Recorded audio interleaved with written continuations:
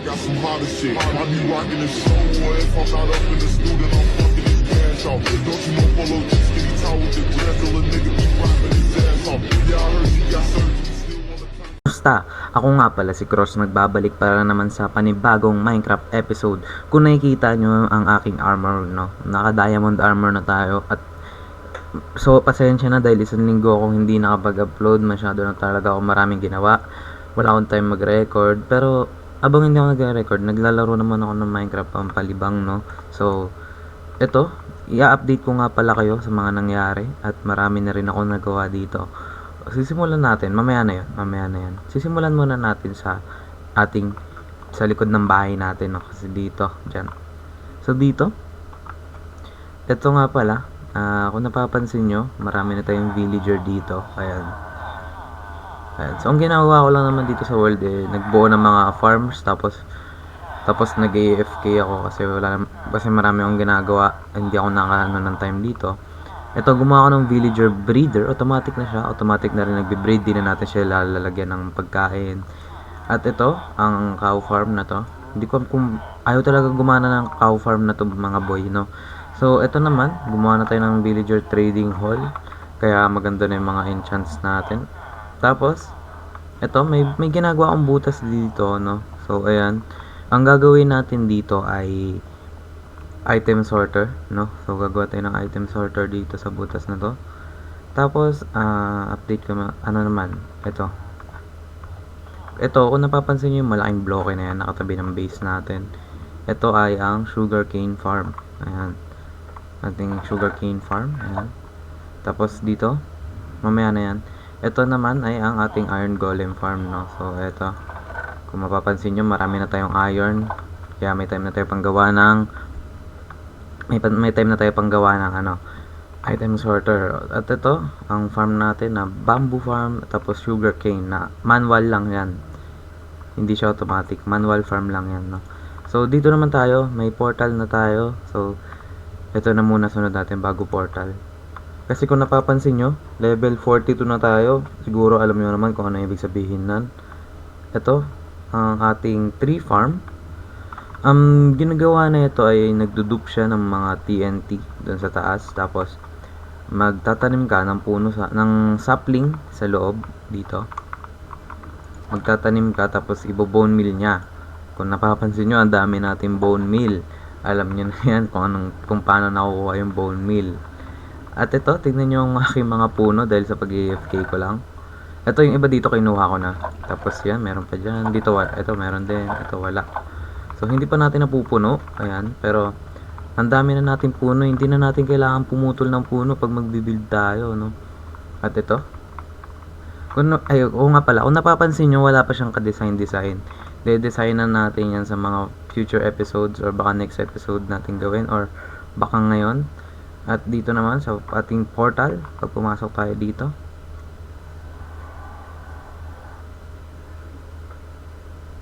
kung nakikita nyo, nasa nether roof na tayo at dito sa baba ang ating yung nether, no? Kung hindi nyo alam kung paano magbutas ng bedrock, meron sa YouTube niyan.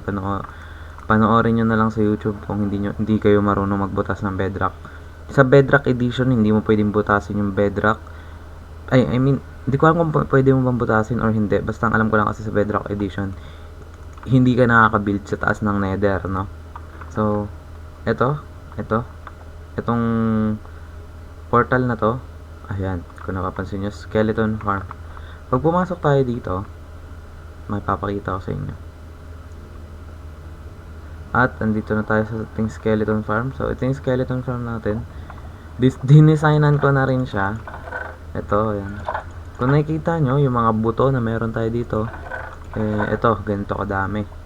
So, kinalculate ko to. Nasa 7,000 ata lahat yan na bone meal yung magagawa niyan. Wait, check ko lang ulit. 5,067 pala, hindi 7,000, pasensya na.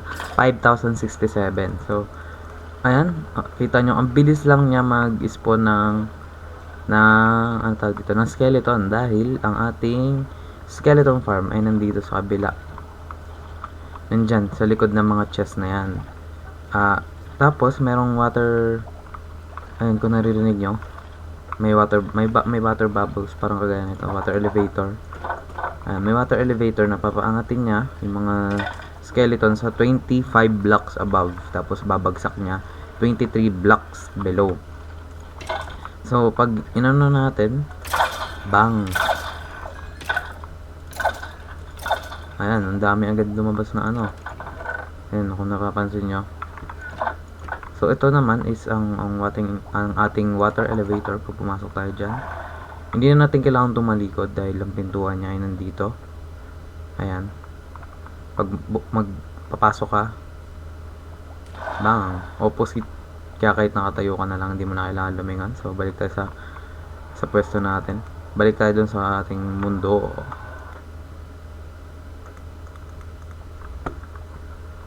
Balik tayo dito sa lugar natin dahil may gagawin tayo doon may gagawin tayo ngayong episode na to na malupit. Tulog muna tayo.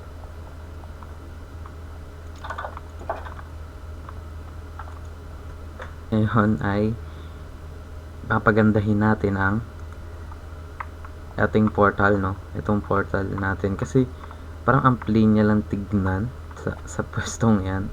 So aayusin natin yung portal na yan. Hindi ko alam kung anong team ang gagawin natin dyan, pero may nasa isip na akong portal may nasa isip na ako, kaya simulan na natin to.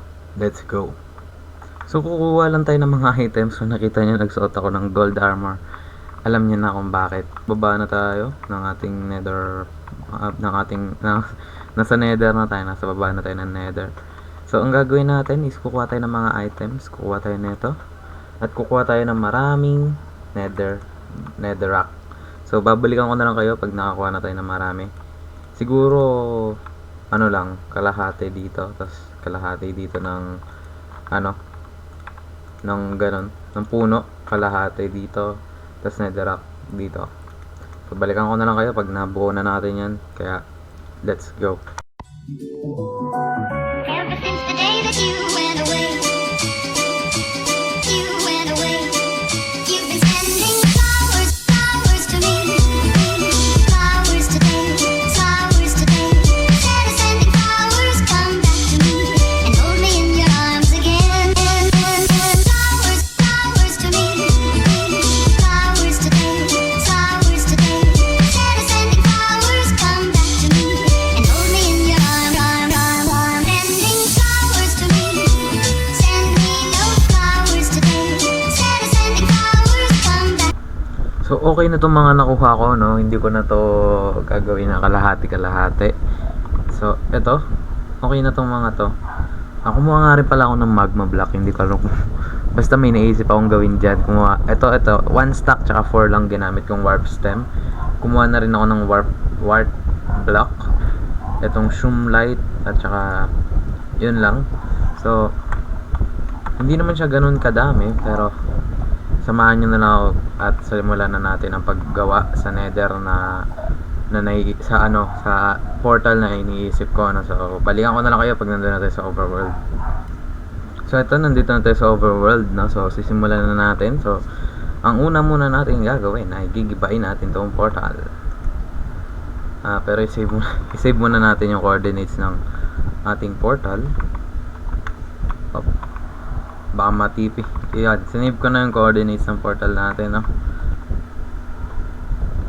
At sisimulan na natin to. So sisimulan na natin ang paggawa ng portal na to, no? So time lapse, let's go. Flowers to me, send me no flowers today. Instead of sending flowers, come back to me and hold me in your arms again. Ever since the day that you went away, you went away, you went away. Ever since the day that you went away, you went away, you went away. Sending, you went away, you went away, you went away. Ever since the day that you went away, you went away, you went away. You've been sending flowers, flowers to me, flowers today, flowers today. Instead of sending flowers, come back to me and hold me in your arms again. Flowers, flowers to me, flowers. So tapos na natin ang ating portal, no? Ang ating portal design. So, i-explain ko sa inyo bakit ganyan yung design na naisip ko. So, kasi ganito yan. So, halimbawa, di ba, yung dimension, end dimension, parang nag-merge yung end dimension pataas. Lumabas siya sa mundo ng overworld. Kaya ganyan yung design na napili ko, no? At hindi lang yan ang gagawa natin yung design, no? Dahil kung ito nakikita nyo, ang plain na tignan, bale gagawa natin siya ng design ngayon na ngayong episode na to mismo, no? So may naisip na akong design para sa kanya dahil nga tree farm siya. Alam na kung bakit tree, kung anong design lalagay natin sa kanya. Kasi nga tree farm, syempre dapat design yung puno niya. So samahan niyo ako magkuha lang ng mga items para sa kanya, no? So let's go.